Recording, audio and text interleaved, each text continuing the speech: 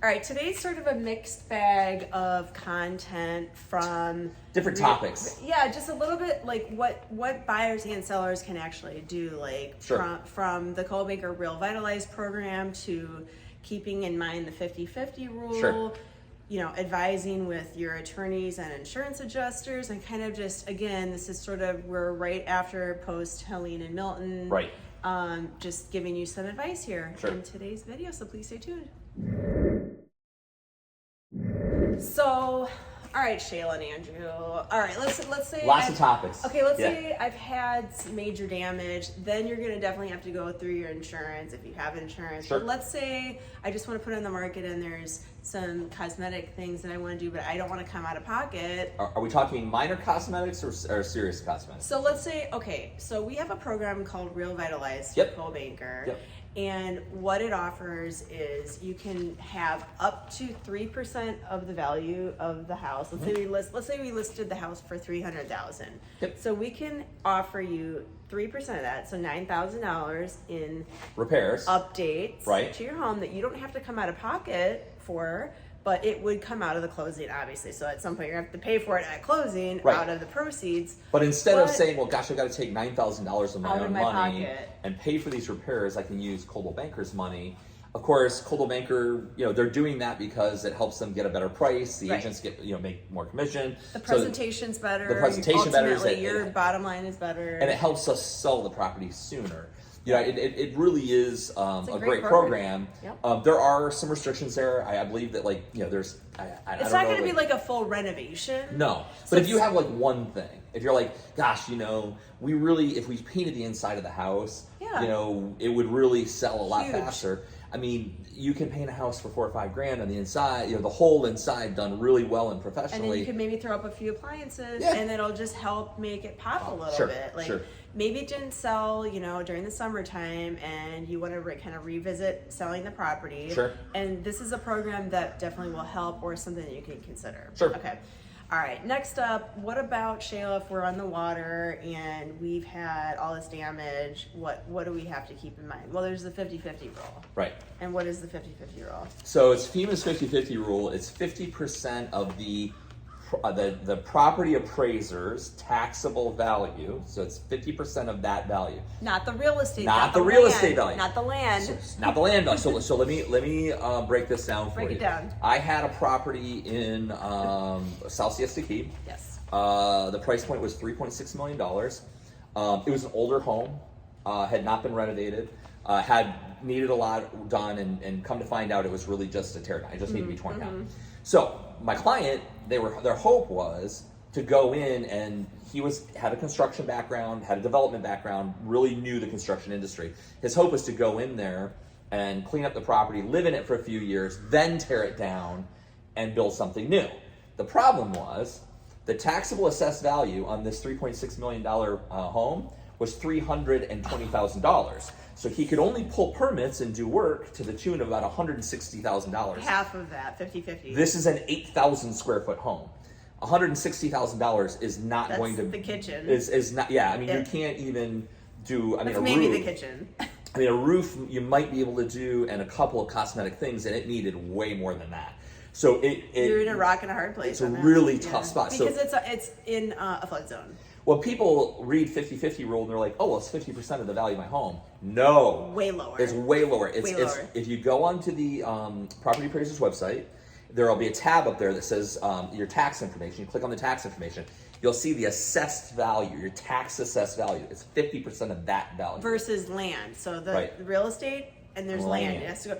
And it's shocking when you look at the difference. And people are like, that's it. Let me read what it is. The 50% rule is a national flood insurance program that limits improvements to damaged homes in Florida. The rule prohibits improvements to a structure that exceeds 50% of its market value.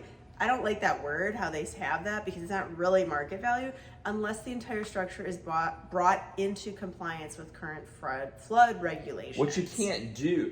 So in order to do that... You have to upgrade it to the current flood standard. Well, the current flood standard in a lot of places is you have to be elevated 12 feet, or some places it's even higher, 16 feet. So you're going to literally pick up the home and raise it. There are companies that do that, but so... It's not cheap. You've got to look at, you've got to weigh that, right? Right. So do I love this house so much that I'm going to raise it? Okay. I don't know how much that comes into play with the 50-50 rule. I guess if you raise it. Yeah, well, if you're bringing it to code, then you're bringing it to code. Then the 50-50 rule doesn't really apply. What it's limiting people from doing is taking homes that are in low-lying areas and continuing to renovate them and continue, like year after year, storm after storm. There comes a point where the 50-50 rule kicks in and says, we're not going to allow you to pull permits and renovate the property anymore. So what does it include? The rule applies to all structural elements, interior finish elements, utility and service equipment, labor, and all that. How is it enforced? Local jurisdictions may evaluate the cost of improvements and determine. The property appraiser's office can just pop in anytime and. Well, they can't. I mean, you could say, I'm not going to let you on my property. Well, the permitting is where they're going to find. Yeah, the permitting. So as soon as you pull, say, gosh, all of the windows in my house were broken in this hurricane. When you call the window installer, they're going to give you a quote. Part of that quote is for permitting. Right. And when they go to pull the permits, they're going to say, well, how much is this job? Well, it's $50,000 to put these windows in. That's going to be applied towards your 50-50 rule. But this doesn't apply to someone living in like Lakewood Ranch or like they're not in flood non-flood zone. So it's just specific to those those areas.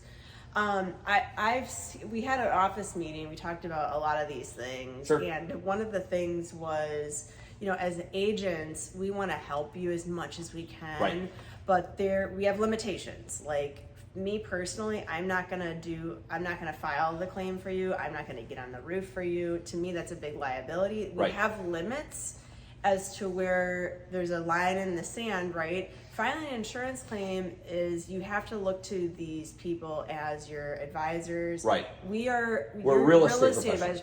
Right. You've got to you got to talk to your insurance agents specifically for insurance claims.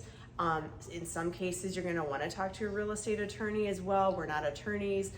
There's a limit, and there's like. And our way of kind of handling those situations, or the proper way, I feel, for realtors to handle those situations, we always have a list of vendors. Those vendors include third-party appraisers. They include adjusters, insurance, attorney. We have those vendors. They're the professionals in their field. We're the professionals in selling real estate, listing and selling real estate, helping buyers find real estate. Right. If you say, well, gosh, my roof was blown off and I live in... Can you get up there? And I live in Ohio, but I've got the adjuster coming over, I've got the insurance guy coming over to take a look at it. Can you jump up on the roof? No, we can't. I can't. It's a big liability for us and you. Right. So it's not my scope of... I'm not a roof professional. I don't have the insurance and the liability for that. So that's not... And also, I've looked at roofs that I was like, oh yeah, the roof looks fine, and I was totally wrong. Right. So I'm not an expert. Right. This is why we have experts in their respective fields. This is what they do. You're asking to open a big can of worms if you don't seek out the professionals, and I'm sure most of you are. It's just for the people that, they want to look to us and we want to help. We want to help. We have to limit it. So we're limited, but we can at least point you in the right direction, and that's the best advice that we can give you, is getting you at least in the right direction. Right, agreed. Okay? From handymen to attorneys and everything in between. All right. I also heard of this company called Blue Roof, where they will tarp your roof in the interim for free. Okay. Did you know that? I didn't know that. I don't know if they work with the insurance companies or whatever, but I learned something new. I learned something new. Blue Roof. This is sort of, again, this video is a mixed bag of just things that we've learned through meetings and talking to people. We do have updated paperwork, including updated listing agreements. Sure. We also have updated buyer broker agreements. Right. In our agreement, what we did have before that was removed is the buyer broker agreement had the line where it says, okay, only show me properties that are offering let's just say 3%, folks. Don't get all up in a tizzy. Right. But I personally do charge, my rate is my rate. But in there, it had a line where you could fill in your rate, and the buyer could say, don't show me anything under that. They took that out. And actually also in the Coldwell Banker websites, it just says either you're offering compensation or you're not. There's no actual percentage. And to me, the more I kind of think about this is like, well, if the buyer's agent's going to ask for 2%, and you were willing to pay 3%, but it saves your seller 1%, well, we're going to just go with that. Right. Okay? Right. Unless you want to show me your buyer broker agreement that it says 3%. Sure. You know? I mean, so that's another change. Look, the vast majority, I mean, I realize that there's been this big to-do and this huge media blitz about all this. I want to tell you how it's affected me personally as a realtor in the market. Not at all. Well, we're just doing what we do is show property. Sure, I'm not going to not show a buyer property. I'm not going to not show. If a buyer comes to me and says, "Hey, look, Andrew, I found this property on Realtor.com," but it is my job to inform them, like, "Hey, look, I called the realtor, the listing agent. They're not offering compensation. You would have to pay me. You'd have to compensate me per our buyer broker." But even if they say that, you can still write it in the deal. If they don't have, like, they might not have had any showings for 3 weeks until you come along, and now the seller is getting a little bit more antsy and desperate.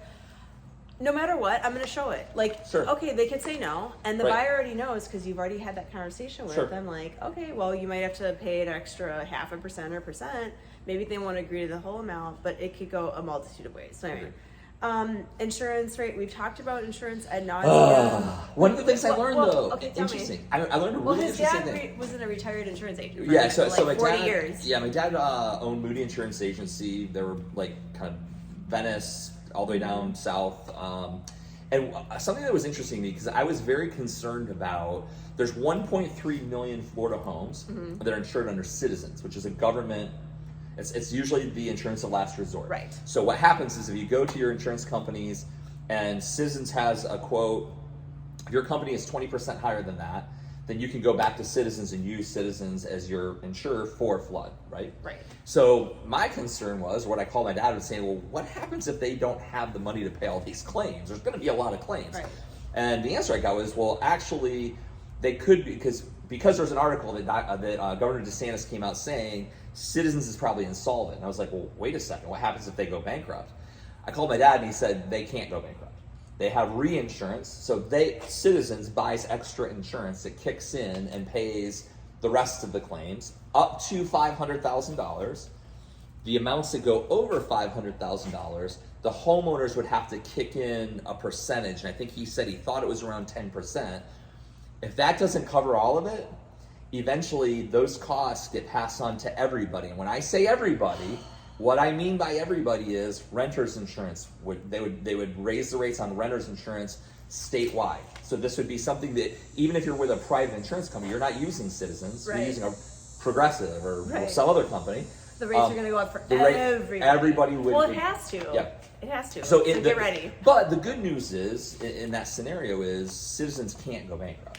Like there will be money there. Big plus. Yeah, there will be money there. Those claims will get paid. It may not be paid ideally the way you would want it to be, but there is insurance there and there's reinsurance there. I know it's a lot. Take a breath. What else? Like it's a lot. Okay, so let's say a seller files a claim and they get the money, but they don't make the repairs. And they just want to tear the house down, or they just want to sell it the way it is. Well, they want to keep that cash and be like, screw you. So my answer to that is this. I mean, you have the right to do whatever you want with your property. So like let's say you have a home, it's worth $750,000, insured for $750,000. It's got a whole bunch of damage, and you get a check for $750,000. And you don't make the repairs. Listed in your claim. The buyer can say like, I want a massive credit so I can do it, or they can walk away. Right. I mean, period. But I think the bigger scenario that I think is probably going to play out, especially when I'm driving through some of these neighborhoods on Longboat Key and Siesta Key and seeing kind of the damage there, the more likely scenario is that the owners are going to get those checks and then either tear the house down and just sell it as a lot, or just keep the money and say, I'll sell you the property and you can do whatever you want with it. Well, if it's a low-lying house versus an elevated house, that would be the biggest difference. Well, you go back to the FEMA, the 50-50 rule. Right. Too, so.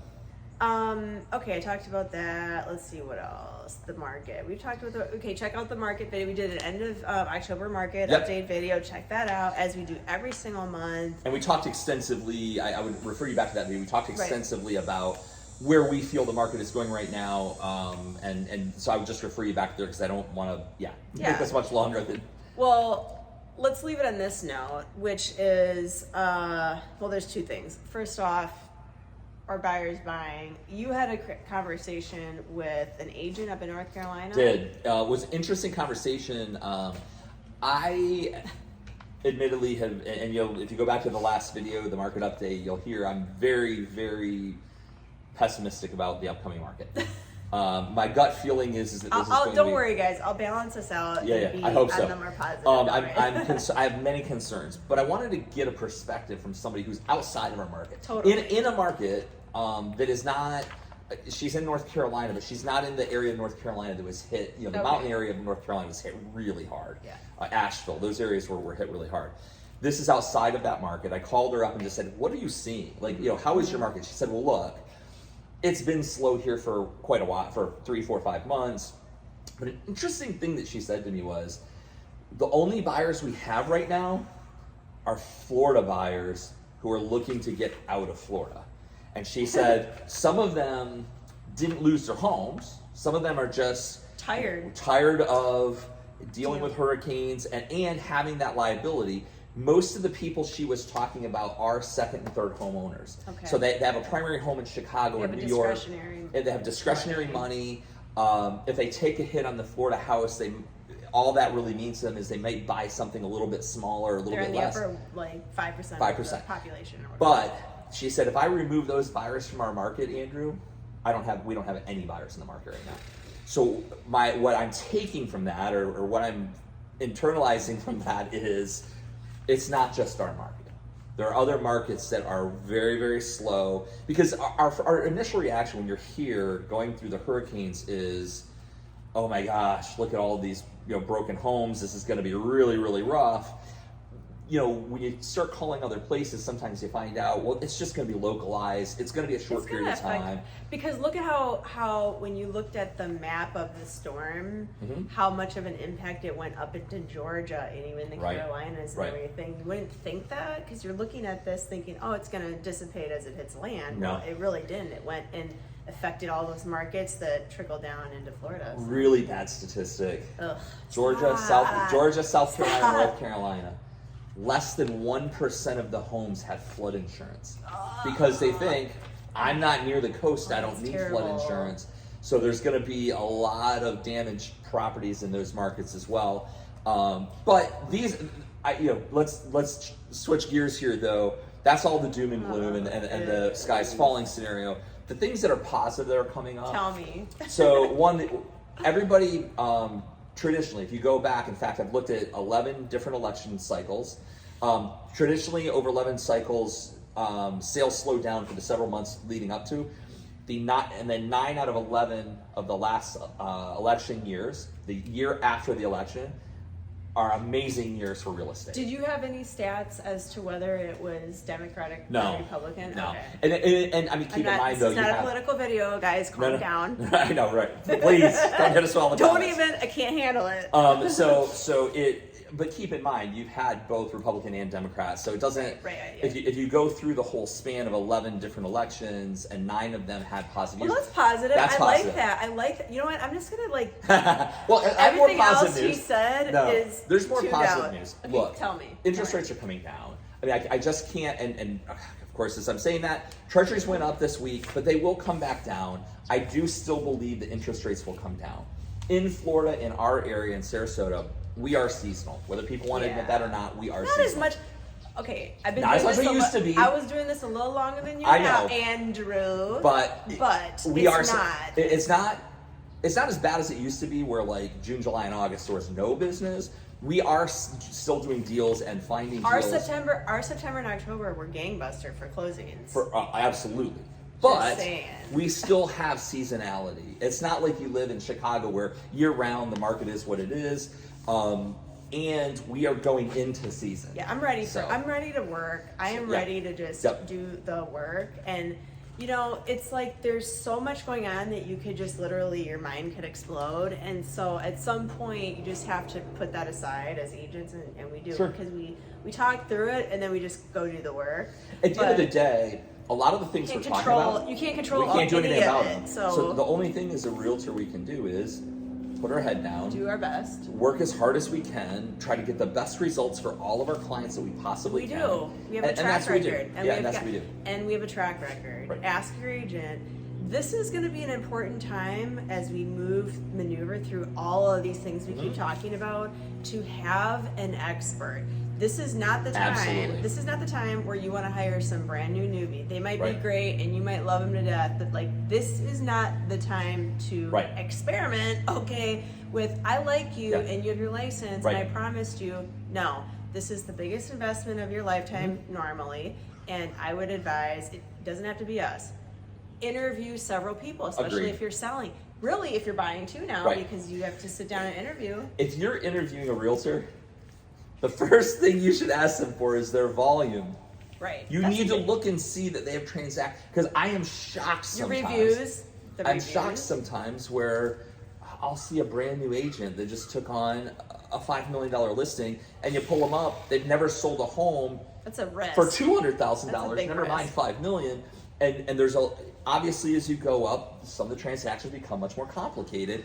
I just think it's critically important. I wouldn't. For that, Sorry. It's also critically important to see that they're transacting properties in different areas, consistently in different areas, because if they live in one little neighborhood and they're just getting listings and selling properties that are in their neighborhood. That's all you know. There's no relative data to compare. Right. Agreed. Okay, and speaking on that, we'll end with this, because to your point, you're down south, I'm up north, and so our market has expanded a little bit. Absolutely. We are both with Coldwell Banker. They're just different brokerages, and honestly, that's a benefit for our sellers, because you're getting double the marketing, because he's marketing at his office, I'm marketing at mine. He lives further south. And so his office is 5 minutes from his house. Mine's closer to my house as well. I'm downtown Sarasota, and you are at Sunstar. We have a whole video of him at his new office in the playlist. So you can take a tour of that beautiful office. But honestly, it's a big benefit. You're getting more exposure. Absolutely. And we're able to cover more territory. And there's different, you guys have different advertising and marketing packages than we have.